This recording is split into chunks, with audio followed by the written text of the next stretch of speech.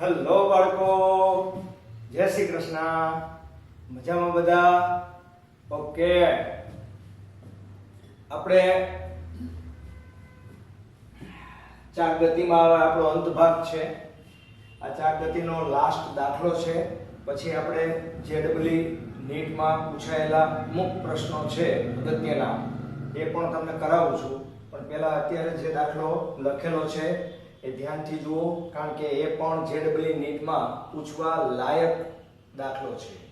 બરાબર? તો ધ્યાનથી બરાબર જુઓ. 30 ડિગ્રીના ખૂણે નમેલા એક ઢળતા પાટિયા પર એક નક્કર નળાકાર ગબડીને ઉપર તરફ જાય છે. બરાબર? તો આપણે એક સાદી આકૃતિ દોરી નાખીએ. આ એક ઊંચાઈ, ઢાળની લંબાઈને આપણે s કહી દઈએ, અને અહીંયા ખૂણો થીટા છે. બરાબર? અને અહીંયા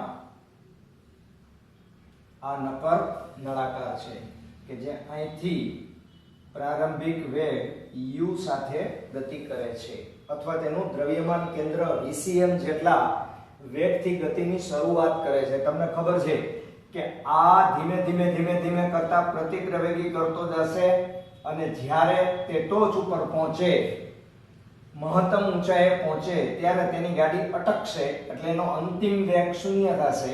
પ્રારંભિક વેગ એનો u અથવા vcm, બેમાંથી તમે જે કયો તે, એનું દળ કેન્દ્ર જે ગતિ કરે છે એને u કયો અથવા એને vcm કયો.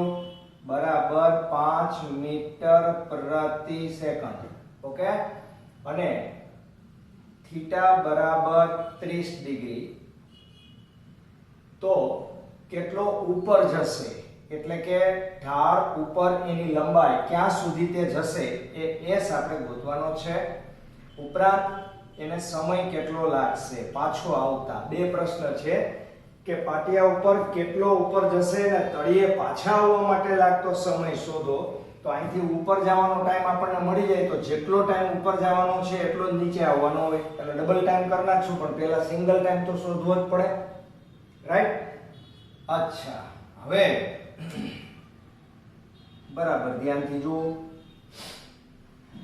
અત્યારે અહીંથી તે ગતિની શરૂઆત કરે એટલે તેની પ્રારંભિક ગતિ ઊર્જા છે, ત્યારે તેની સ્થિતિ ઊર્જા 0 છે. બરાબર? અને જ્યારે અહીંયા પહોંચે ત્યારે તેની અંતિમ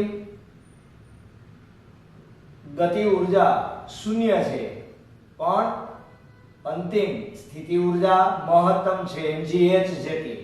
તો અહીંથી તે જેમ જેમ ઉપર જતો જશે તેમ તેમ તેની ગતિ ઊર્જા ઘટતી જશે અને સ્થિતિ ઊર્જા વધતી જશે. એટલે કે નક્કર નળાકાર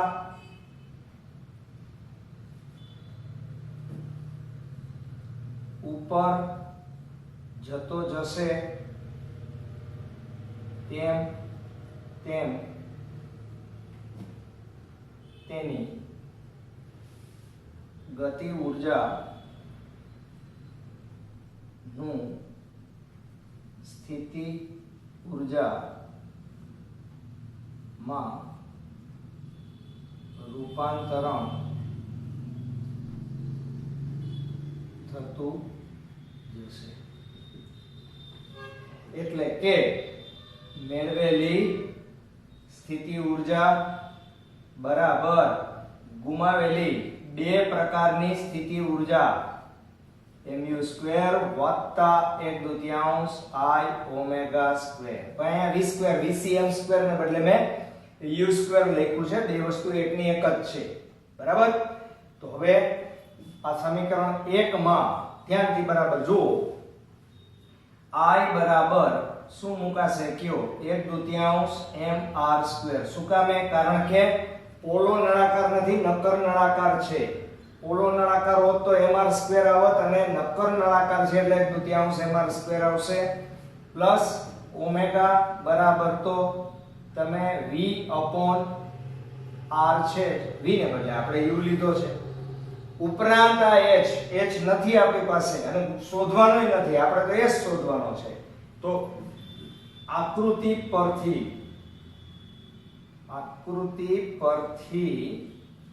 sin થીટા sin 30 બરાબર સામેની બાજુ છેદમાં કર્ણ, તેથી h બરાબર s sin 30. sin 30 ની કિંમત 1/2 છે, તેથી h બરાબર s બાય 2. બરાબર 30 ડિગ્રીનો ખૂણો છે, ખૂણો બદલે તો બધું બદલે પાછું. બરાબર, તો h ની જગ્યાએ આપણે આ કિંમત મૂકી દઈએ તો શું થશે? બધી કિંમત આપણે મૂકી દેવી છે ભાઈ. mg s બાય 2 બરાબર 1/2 mu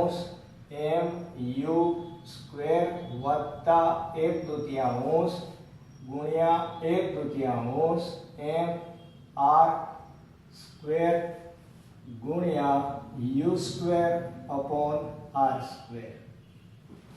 બરાબર, તો અહીંયા આવશે mgs બાય 2 બરાબર 1/2 mu સ્ક્વેર વત્તા 1/4 mu સ્ક્વેર, કારણ કે r સ્ક્વેર જાય 2 દુ 4. બરાબર, તો mgs બાય 2 બરાબર આ બેનો સરવાળો કરો એટલે 3/4 mu સ્ક્વેર આવશે. બરાબર, આ બગડાને કાઢી નાખો એટલે અહીંયા 2 જ વધે. s ને સૂત્રનો કરતા બનાવી દો ભાઈ, કારણ કે આપણે s જ જોઈ છે. તો s બરાબર આ બગડો તો અહીંયા બગડા સ્વરૂપે આવી જશે. લ્યો અહીંયા બગડો રેડી, તો એના બરાબર 3mu સ્ક્વેર. ભાઈ m એ વયો ગયો, એમ આપણે શા માટે લખીએ છીએ? 3u સ્ક્વેર ના છેદમાં 2g આવશે. આ g નીચે વયો જશે અને તેથી s બરાબર 3 ગુણ્યા 25, કારણ કે 5 છે એટલે વર્ગ 25 અને 2 ગુણ્યા 9.8, તેથી s બરાબર 75 ના છેદમાં 9 દુ 18 ને 8 દુ 16, 19.6. 19 20 23 60 3 અને 4 ની વચ્ચે આવવું જોઈએ. 75 ભાગ્યા 19.6 3.82. બરાબર, તેથી s is equal to 3.82 metre. આ s મળી ગયો. હવે હું મેળવવાનું છે આપણે સમય. બરાબર, તો નક્કર નળાકાર ઢાળ પર અચળ પ્રતિ પ્રવેગી ગતિ કરે છે. તેથી v is equal to u plus at અને અંતિમ વેગ એનો 0 છે, બરાબર u plus at, અને તેથી a બરાબર -u upon t. અને આપણે સમીકરણ નંબર દીધા જ નથી તો એક આપી દઈએ. બરાબર,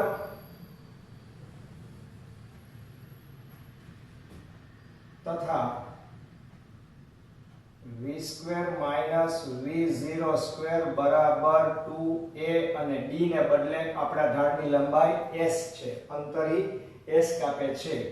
બરાબર, તો આ તમારો અંતિમ વેગ છે. અંતિમ વેગ તો 0 જ છે, તો માઈનસ u સ્ક્વેર બરાબર 2as, અને તેથી a બરાબર -u સ્ક્વેર અપોન 2s.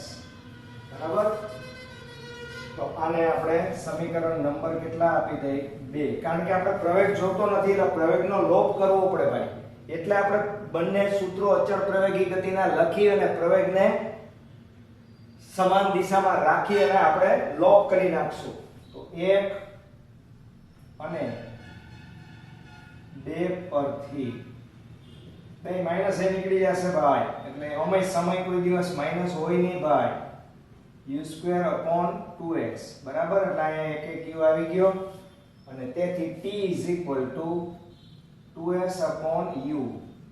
તેથી t બરાબર 2 ગુણ્યા 3.82 ના છેદમાં u એટલે પ્રારંભિક વેગ 5 બરાબર 3 દુ 6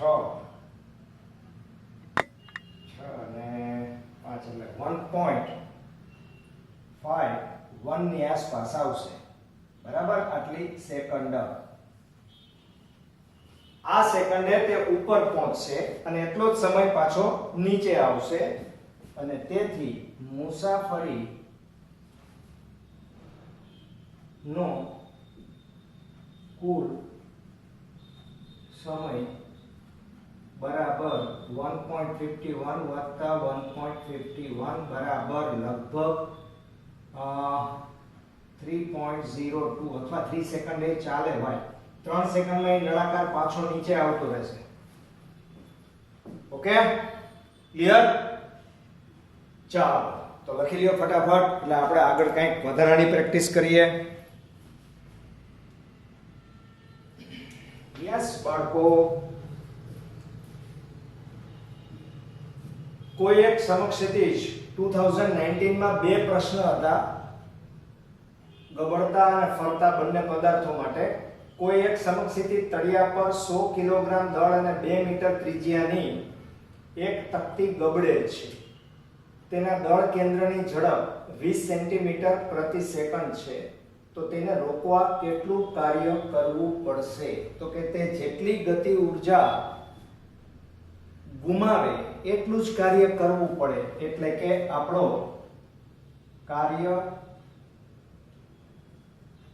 ઊર્જા પ્રમેય મુજબ W બરાબર ડેલ્ટા K બરાબર રેખીય ગતિ ઊર્જા વત્તા ચાક ગતિ ઊર્જા. હમણાં કર્યો તો એના જેવો જ છે. 1/2 mv સ્ક્વેર વત્તા 1/2 ગુણ્યા અહીંયા અટકવાનું કોણ છે તો કે તકતીની ઝડપની ચાક માત્રા 1/2 mr square into v square upon r square બરાબર. અને એના બરાબર 1/2 mv સ્ક્વેર વત્તા 1/4 mv સ્ક્વેર બરાબર 3/4 mv સ્ક્વેર બરાબર 3/4 ગુણ્યા દળ 100 કિલોગ્રામ એટલે 10 ની 2 ઘાત ગુણાકારમાં ઝડપ 20 સેન્ટીમીટર છે ભાઈ એટલે 0.2 થાય બરાબર. તો 0.2 નો આપણે સ્ક્વેર કરવાનો છે એટલે 0.2 નો મતલબ 0.04 બરાબર. તો ઇક્વલ ટુ અહીંયા આપણે આવું કામ કરી નાખીએ 4 ગુણ્યા 10 ની ઓછા 2 ઘાત બરાબર. એટલે આ 4 જશે આ 10 ની 2 ઘાત 10 ની 2 ઘાત ગયા એટલે કેટલા જૂલ આવ્યા? 3 જૂલ કાર્ય કરવું પડશે. ઓકે ત્યાં વયા જાઓ. મજાનો છે. 2 કિલોગ્રામ દળ m બરાબર 2 કિલોગ્રામ આપેલા છે. પછી ત્રિજ્યા r બરાબર 4 સેન્ટીમીટર એટલે 0.4 બરાબર 4 into 10⁻⁻1 મીટર. પછી આટલા દરથી ભ્રમણ કરે છે એટલે પ્રારંભિક કોણીય ઝડપ તમને આપી દીધી છે 3 rpm. r એટલે રિવોલ્યુશન, એને આપણે 2π ગુણી નાખીએ પ્રતિ કેટલા થઈ જશે કયો 60 એટલે આ સેકન્ડમાં ફરશે બરાબર.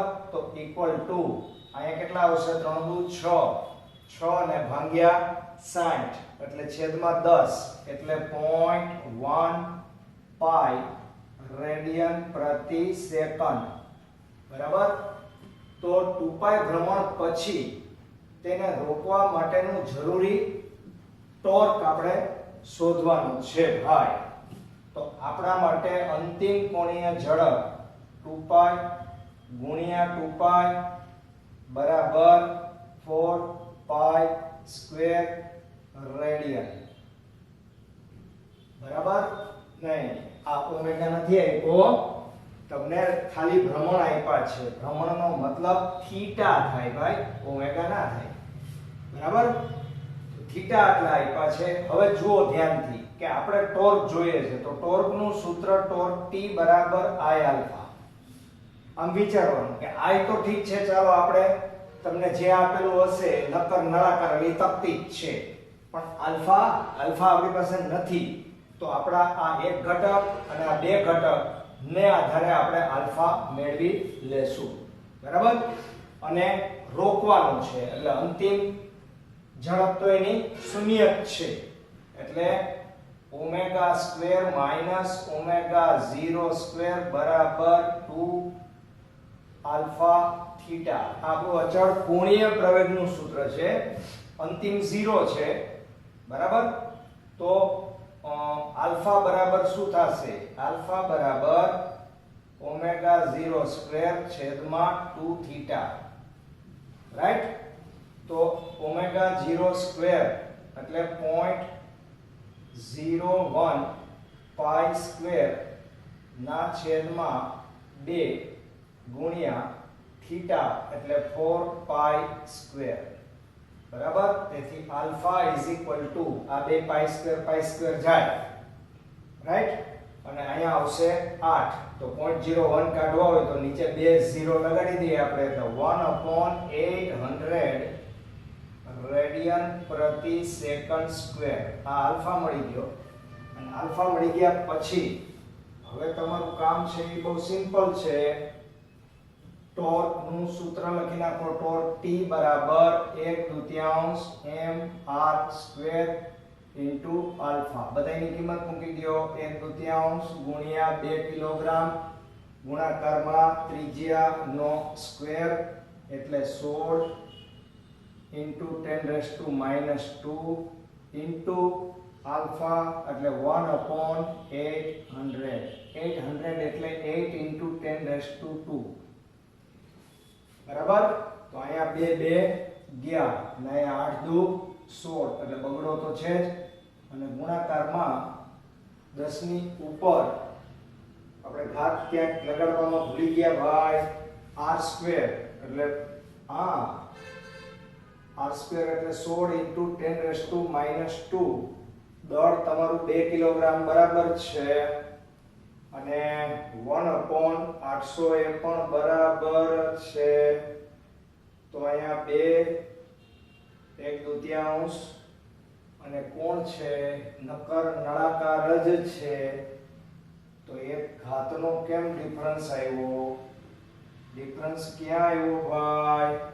પકડના પડેગા. 4 ને 8 એટલે 1/800 તો બરાબર જ છે. I આલ્ફા એટલે 1/2 mr સ્ક્વેર. m એટલે 2 કિલોગ્રામ. એકમમાં કોઈ ફેરફાર નથી. અહીંયા જ આપણે ક્યાંક ભૂલ કરી હોય એવું લાગે છે ભાઈ. r સ્ક્વેર એટલે 16 ઇન્ટુ 10⁻² સ્ક્વેર કર્યો -2 બરાબર ઇન્ટુ 1/8.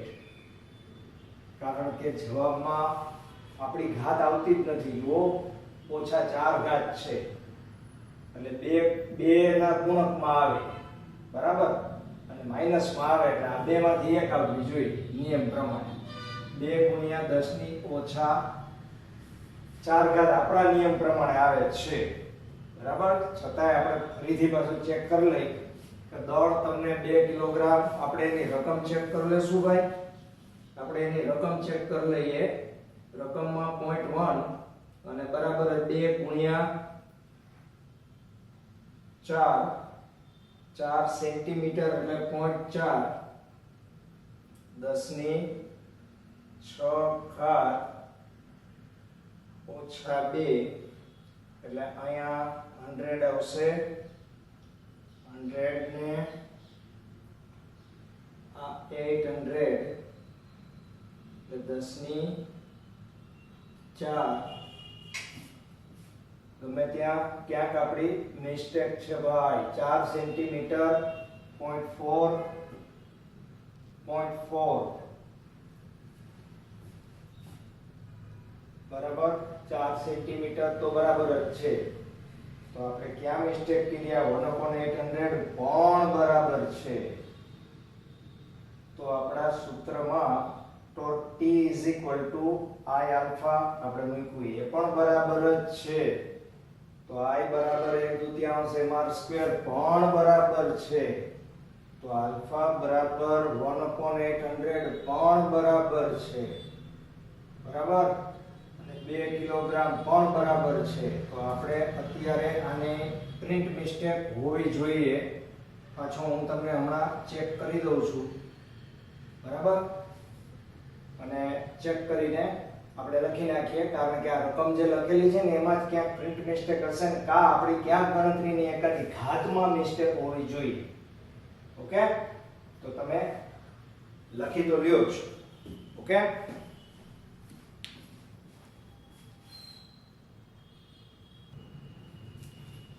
યસ બાળકો, ભૂલ આપણને મળી ગઈ. અહીંયા જુઓ -1 ઘાત હતી, એને બદલે -2 ઘાત આવશે ને. શું કામે?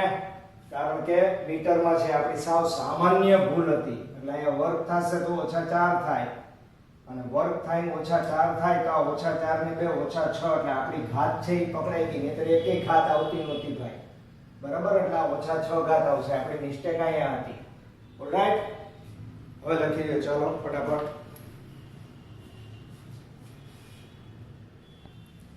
યસ બાળકો, બહુ એટલે ખૂબ જ સરસ મજાનો પ્રશ્ન છે. 2017 માં પૂછાયેલો.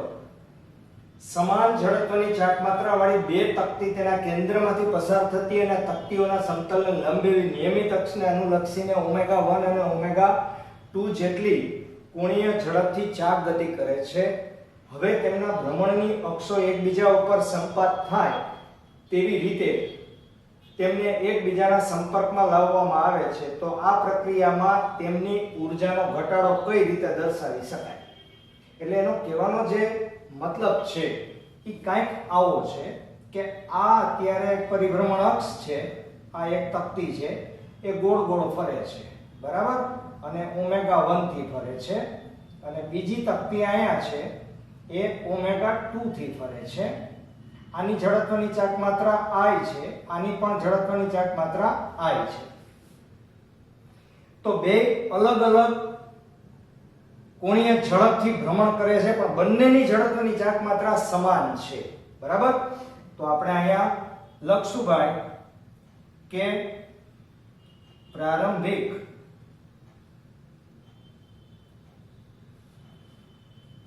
કોણીય વેગમાન L1 બરાબર I1 ω1 વત્તા I2 ω2. તેથી L1 બરાબર, ભાઈ આ આયત છે, બે સમાન છે, એટલે ω1 વત્તા ω2. અને આપણે એક આપી દઈએ. હવે શું કર્યું? હવે આપણે એવું કહ્યું કે આ એક પરિભ્રમણ અક્ષ હતી ને, એમાં એક તકતી તો હતી, બીજી એમની ઉપર ગળકાવી દીધી. હવે ગળકાવી તમે દયો એટલે હવે આની ω1 ઝડપ ω1 નહીં રહ્યા, આની ω2 ઝડપ ω2 નહીં રહ્યા. ધ્યાનમાં રાખો, એની નવી કોણીય ઝડપ બનશે, પ્લસ જડત્વની ચાકમાત્રા છે એ નેટ જડત્વની ચાકમાત્રા મળશે, એટલે કે બેયનો સરવાળો થશે. એટલે કે હવે બંને તકતી ને સાથે રાખી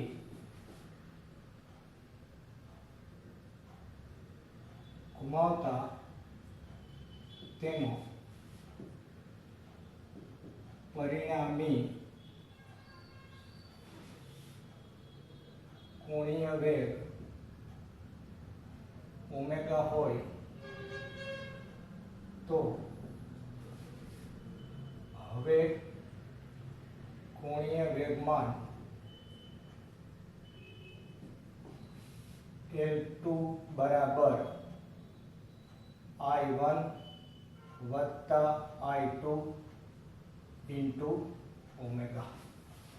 કારણ કે હવે તો બે તકતી બે નથી રહી, એક જ થઈ ગઈ છે, એટલે અહીંયા L2 બરાબર શું લખાશે કયો? I વત્તા I એટલે 2I ઓમેગા.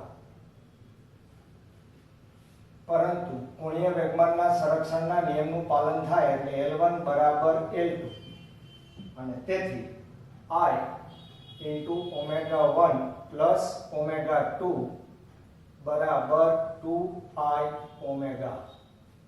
બરાબર, અને તેથી ઓમેગા બરાબર omega 1 plus omega 2 upon 2.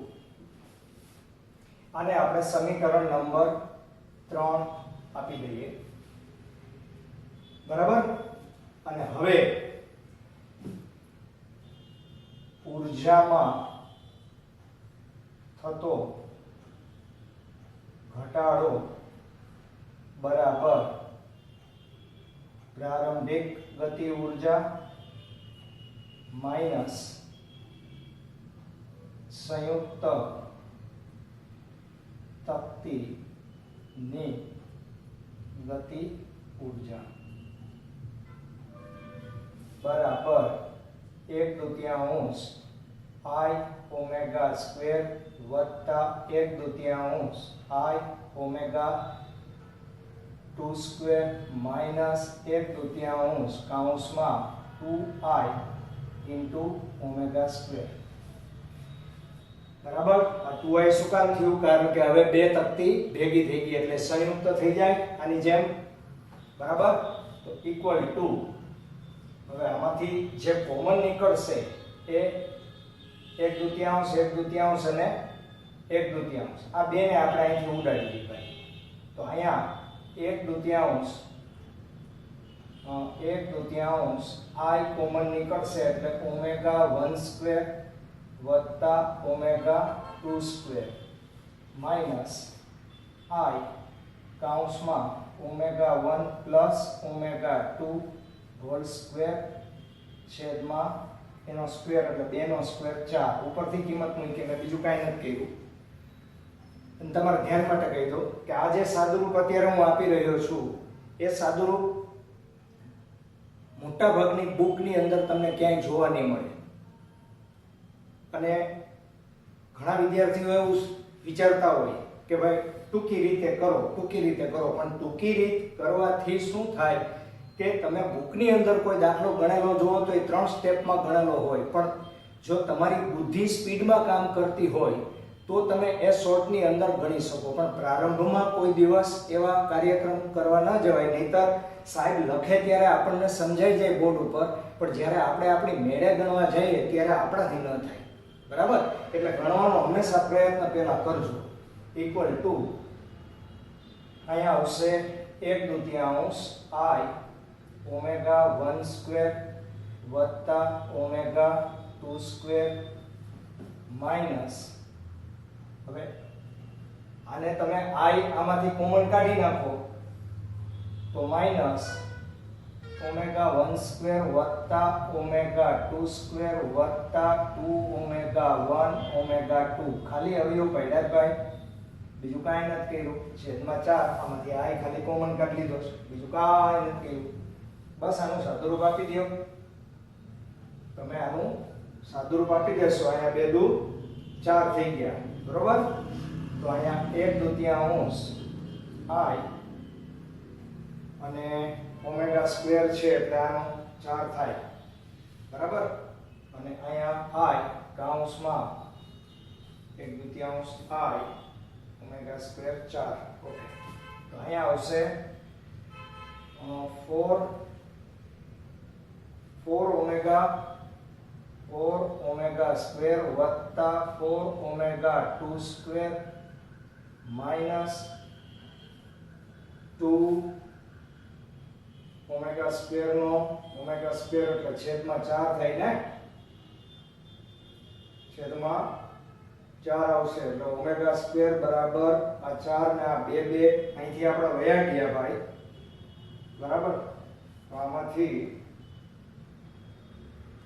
I common નીકળે ના નીકળે, I છે ને અહીંયા 1/2 છે જુઓ, એટલે આમાંથી ખાલી I તમે આટલામાંથી કોમન કાઢશો તો અહીંયા તમારા 1/2 રહેશે ને, બરાબર. એટલે આપણે એ કઈ કાર્યક્રમ કરવો નથી, બરાબર. હજી જરાક સાદુરૂપ આપવામાં આપણે ટૂંકી રીત થાય એવો પ્રયત્ન કરીએ, બરાબર. થોડી ટ્રાય આપણે એવી કરીએ કે જેથી કરીને ઓછામાં ઓછા સ્ટેપ થાય એવો આપણે પ્રયત્ન કરવાનો છે, બીજું કાંઈ કરવાનું નથી. જો અહીંયા 1/2 છે, અહીંયા I/4 છે, આ I/2 છે ટૂંકમાં, એમ સમજી લ્યો ને. તો અહીંયા 1/2 I ને તમે કોમન કાઢશો તો અંદર અહીંયા ω1² વત્તા ω2² માઈનસ ω1² વત્તા 2ω1 ω2 વત્તા ω2² ના છેદમાં 2 રહેશે. શું કામે? કારણ કે અહીંથી 2 તો નીકળી ગયા કોમન, બરાબર.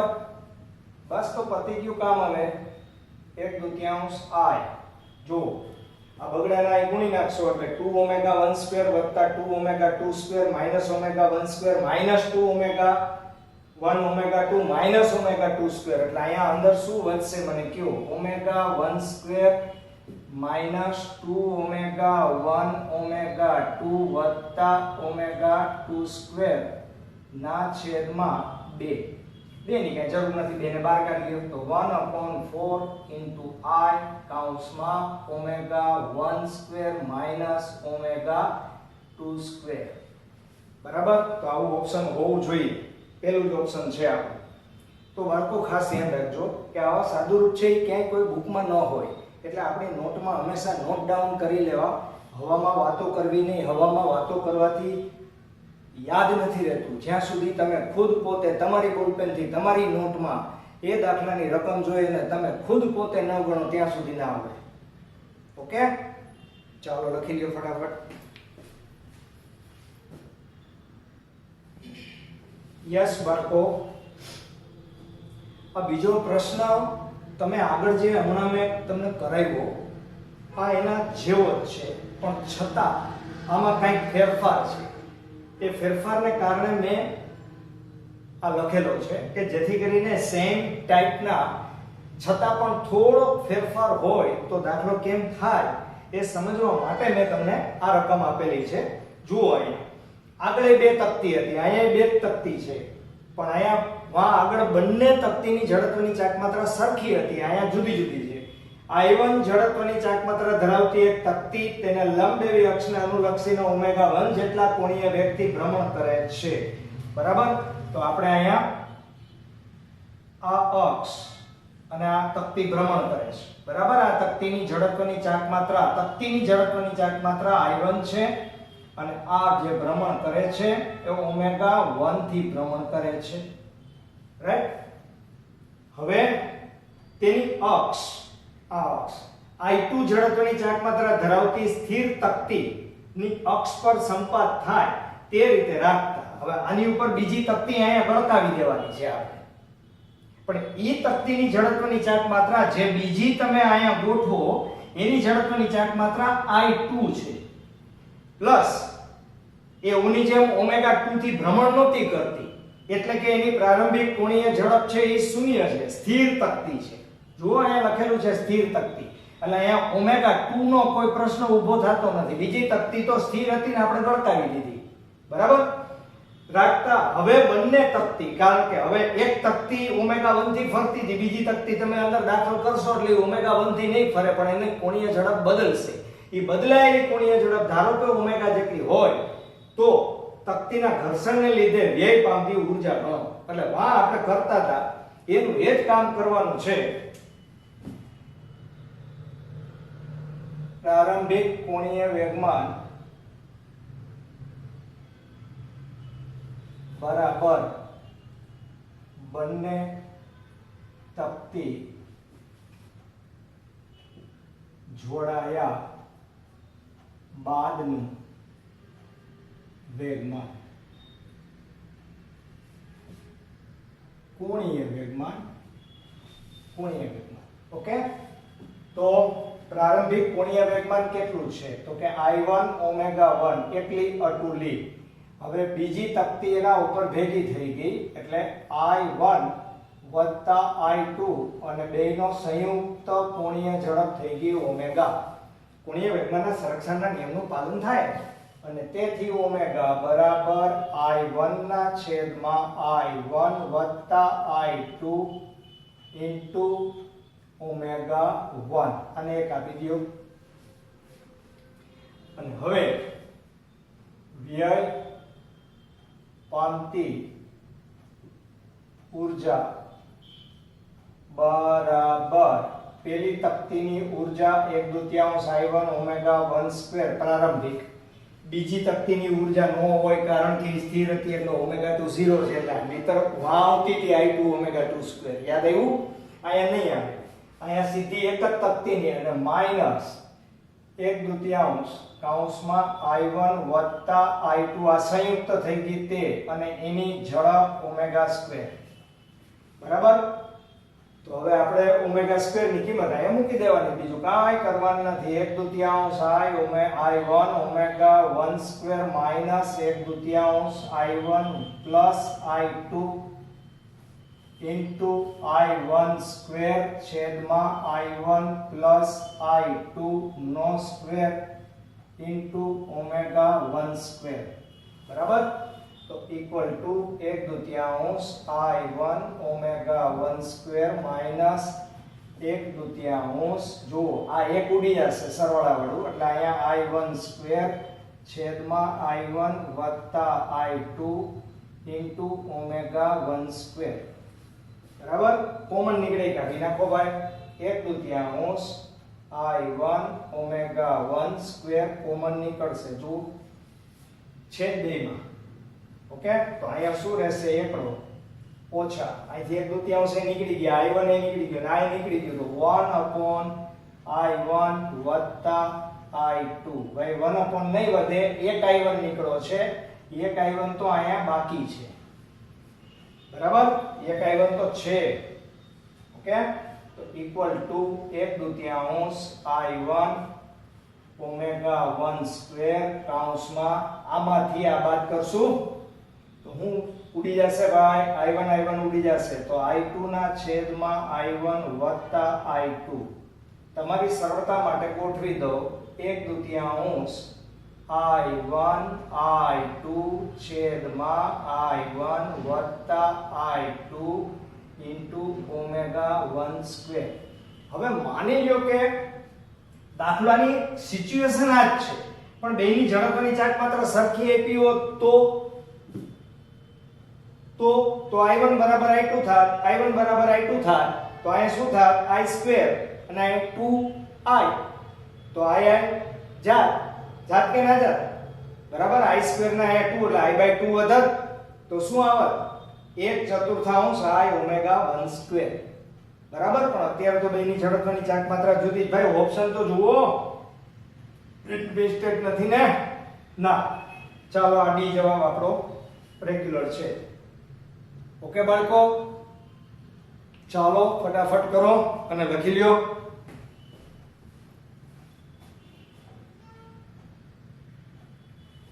યસ બાળકો, એકદમ સિમ્પલ છે છતાં 2018 માં હમણાં પૂછાયેલો હતો.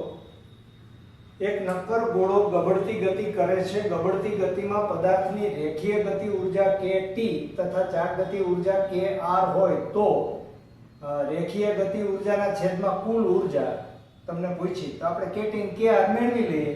બરાબર? તો રેખીય ગતિ ઊર્જા kT બરાબર 1/2 mv સ્ક્વેર. તેથી kT બરાબર 1/2 m r square omega square. બરાબર? આને આપણે અત્યારે એક આપી દઈએ, આપણી યાદીમાં રહીએ એટલે. તથા ચાક ગતિ ઊર્જા રોટેશનલ kr બરાબર 1/2 I ઓમેગા સ્ક્વેર બરાબર 1/2 into 2/5 mr² ઓમેગા સ્ક્વેર. શું કામે? કારણ કે નક્કર ગોળો છે, એને અનુલક્ષીને આપણે ઝડપની ચાક માત્રા લેવી પડે. તેથી kr બરાબર 1/5 mr² ઓમેગા સ્ક્વેર. અને તેથી kt વત્તા kr બરાબર mr² ઓમેગા કોમન નીકળશે એટલે 1/2 વત્તા 1/5 બરાબર mr² ઓમેગા સ્ક્વેર ઇન્ટુ અહીંયા શું આવશે ભાઈ 10 અને ઉપર આવશે 7 બરાબર. એટલે કે 7/10 mr² ઓમેગા સ્ક્વેર. અને તેથી કે t ના છેદમાં કે t વત્તા kr બરાબર ઉપર 1/2 mr² ઓમેગા સ્ક્વેર થશે છેદમાં 7/10 mr² ઓમેગા સ્ક્વેર થશે. અને તેથી કે t જેમ કે t વત્તા kr બરાબર શું થશે? 10 ઉપર જાય 2 નીચે આવશે એટલે 5/7 અથવા જેમના સ્વરૂપમાં આપ્યા હોય તો 5/7. બરોબર છે? ક્લિયર? ઓકે. જય શ્રી કૃષ્ણ બાળકો. જોતા રહેજો લેક્ચર પૂરા જોતા રહેજો.